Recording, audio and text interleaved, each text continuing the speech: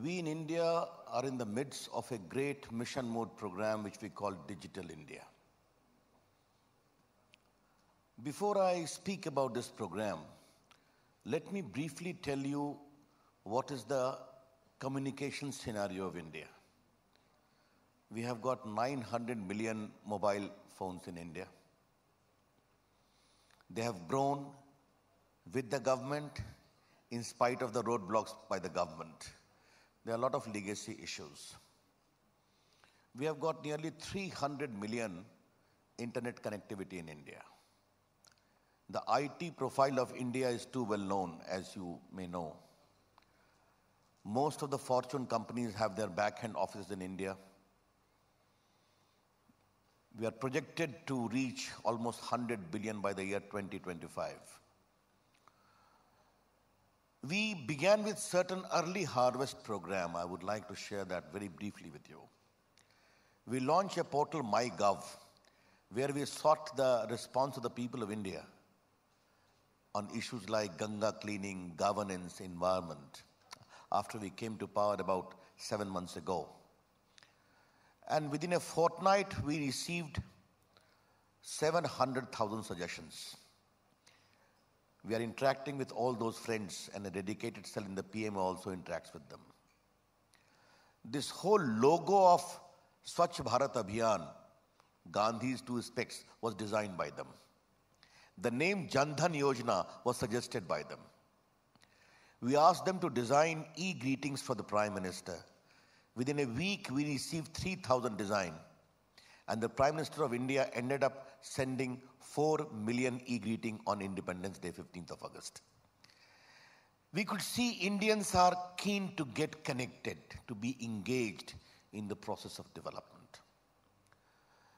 You know, 5th of September, Professor Bhagwati may recall, is the birthday of Dr. Radhakrishnan, which we celebrate as Teachers' Day. The Prime Minister said, I will talk to the school students today. My department in the IT and communication network entire country, from Ladakh to Andaman Nicobar, from Manipur, East Bhuj in Gujarat. We connected 200,000 schools, and the Prime Minister sitting in Manekshaw Center in Delhi ended up talking to how many? Almost 200,000, 2 crores, that comes to how many? 20 million school students on a single day. And the most classical connectivity was by a young boy from Manipur. From his school, he asked, Mr. Prime Minister, can I become the Prime Minister? He said, surely you can. Wait for 10 years, so long as I'm there. It was a different connectivity happening in India. Digital India has basically emerged from that. What is Digital India? We are connecting 250,000 Gram Panchayats of India by optical fiber network within a defined span of 3 years. 700,000 kilometers have to be done by this exercise. We did 1 million kilometers in 30 years. We want to link up 700,000 kilometers in 3 years. That is the scale we are going. Gram Panchayat, as many of my friends will know, is a cluster of villages where the national optical fiber network would reach. Thereafter, there will be a government user network from the block headquarters. It will lead to great, immense potential for e-education, for e-health, for e-commerce. And 3 things you must remember. This whole platform is non-discriminatory. Anyone can plug in an internet service provider, a cable operator, or any other communication provider in whatever form, and they will get 100 Mbps bandwidth available around the villages. The second thing I would like to convey to you, that it is a partnership exercise between the government of India and the state governments. So the funding is being done by the government of India, but state governments have agreed to waive the right of way to make it accessible. And the third is, once it happens, I see a lot of business potential emerging because of fiber connectivity available among the Gram Panchayats of India. Hardly a week ago, I inaugurated the first fully national optical fiber network connected Idukki district in Kerala, where the Chief Minister of Kerala was present, I was present, and other dignitaries was present. And a great moment for me came when I talked to a particular panchayat, I am forgetting, is a tribal panchayat. And the last road is 18 kilometers away. And when on my mobile phone, I could talk to the chief of the panchayat there, I could see a different India emerging.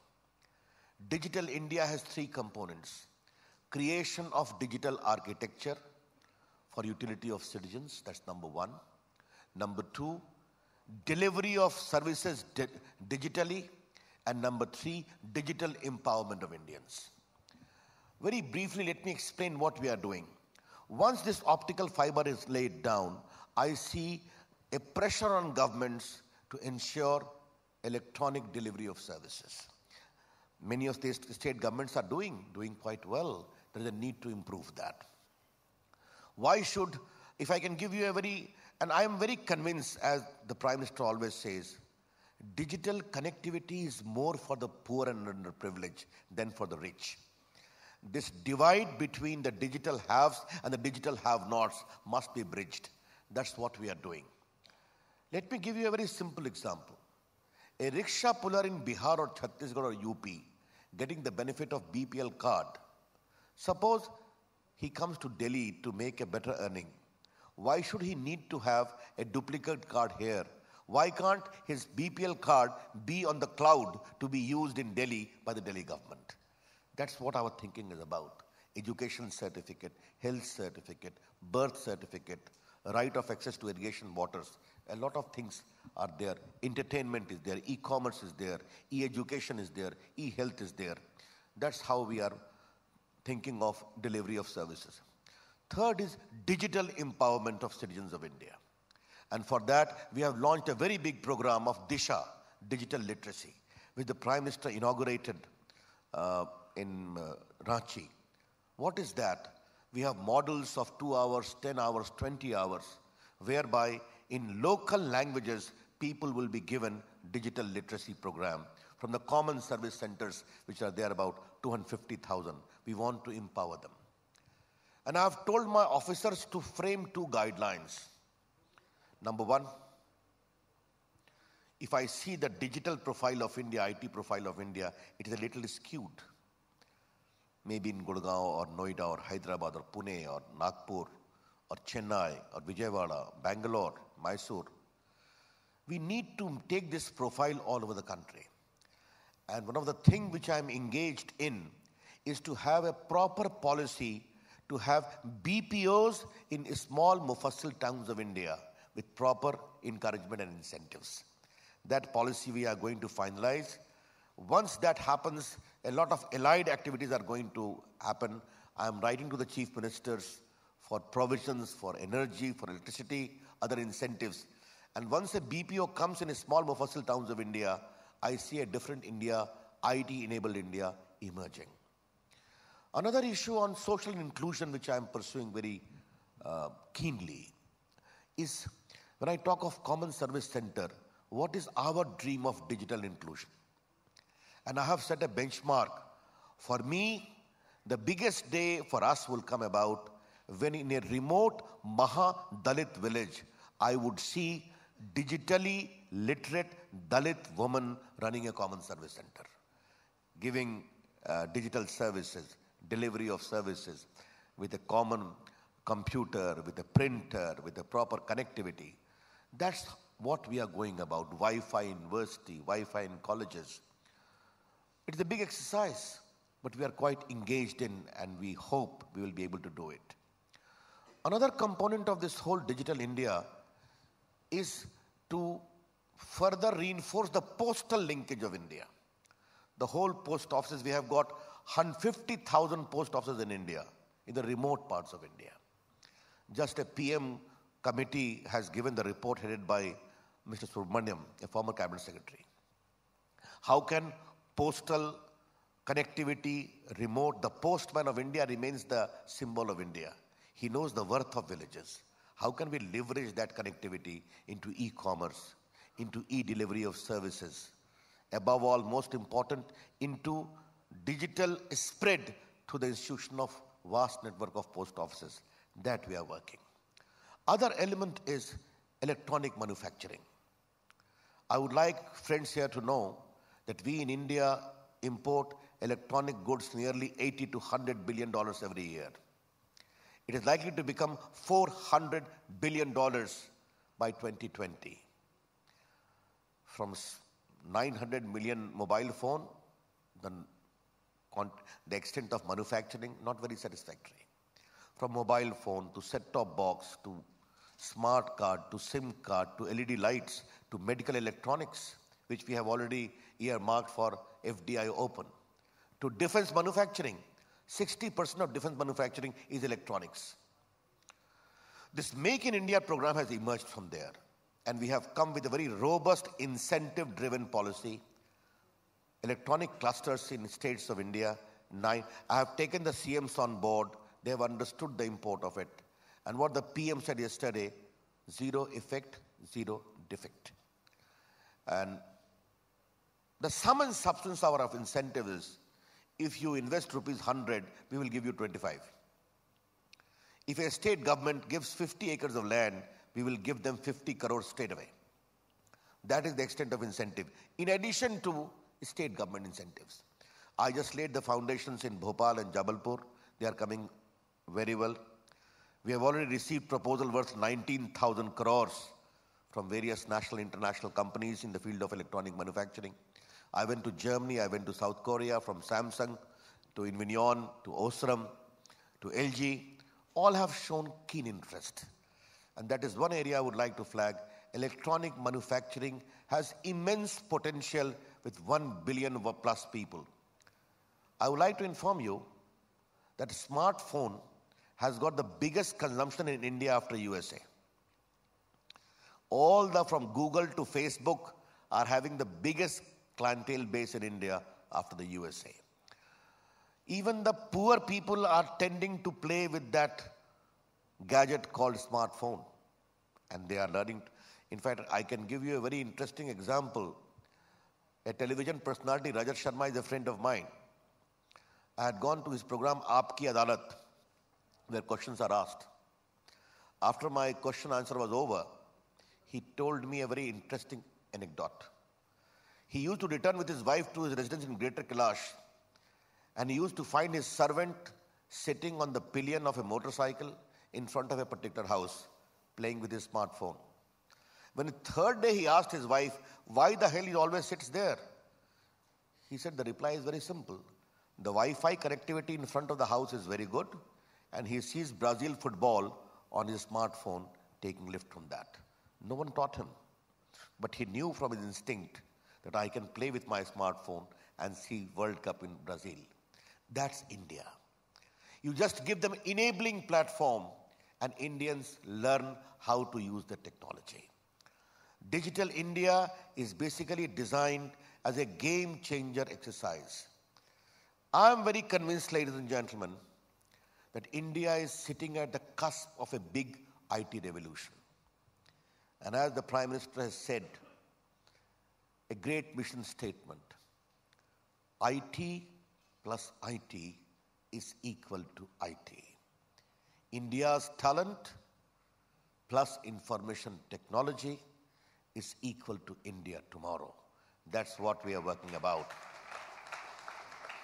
And the second is 3D, democracy, demography, and demand. With Professor Bhagwati and other eminent people sitting here, I need not tell about the demography of India. All of you know that. And the third is 3S, speed, scale, and skill. That's how we are doing. I know the job is gigantic. But let me conclude, ladies and gentlemen, with a very interesting experience of the great leader Atal Bihari Vajpayee, under whom I had the privilege to work in the previous government as well. This national highway program came about. A few days ago, I had gone to Kanyakumari for a public function. And I was told that where the function is being held is the termination point of National Highway from Kashmir to Kanyakumari. I asked them, leave me for some moment, let me feel this moment. When the National Highway program was conceived, there was a lot of opposition on land acquisition, environment issue, it's too big a project. I was sitting in a meeting where Bajpayee ji was there. He heard everything. And his inimitable style blinkered his eyes and he said, Karna hai, we have to do. And the rest is history, how India changed. And today India's National Highway program is a big success.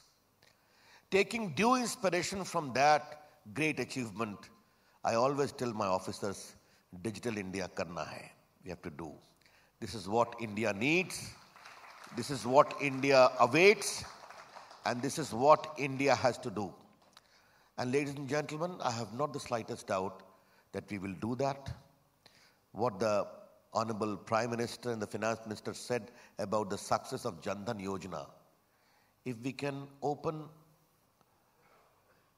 how many 100 million bank account within a space of few months, that's what we can do if a team is driven with inspiration and a big goal.